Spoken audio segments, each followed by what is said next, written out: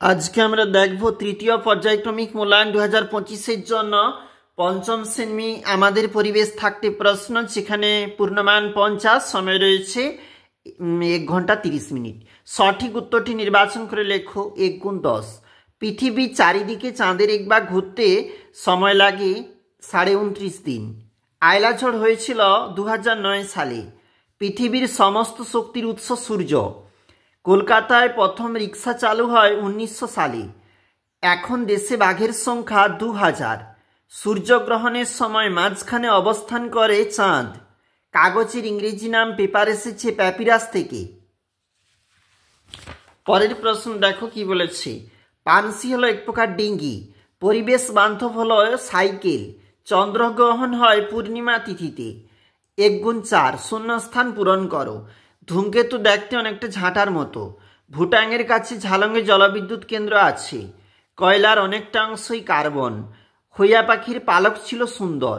1 গুণ 4। পৃথিবীর চারপাশে চাঁদ ঘুরছে, ঠিক। আসানসোল রানীগঞ্জে লোহার খনি দেখা যায়, ভুল। সাঁকালো একটি লতানো গাছ, ঠিক। হেলমেটে আইএসআই ছাপ থাকে, ঠিক। বাম দিক ডান দিক মিল। 1 গুণ 4। পরের পেজে চলে যাব।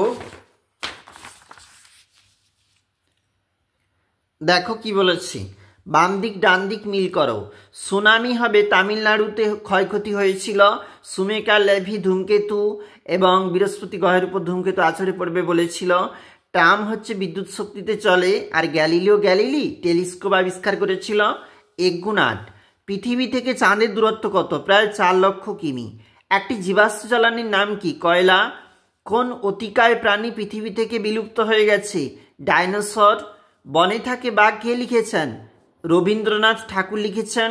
পূর্ণগ্রাস সূর্যগ্রহণ কখন দেখা যায়? পূর্ণিমা তিথিতে। ধোঁয়ায় কোন বিষাক্ত গ্যাস থাকে? Carbon monoxide. এদেশে যাত্রী নিয়ে প্রথম ট্রেন চলে কত সালে? 1853 সালে। হরপাবান কি? দেখবে তোমরা 2 গুণ 10। এই প্রশ্নগুলি যেখানে মার্ক রয়েছে, আমরা একটু চলে যাচ্ছি। ওটা পরবর্তী পেজটা রয়েছে, এটা পরবর্তী পেজ।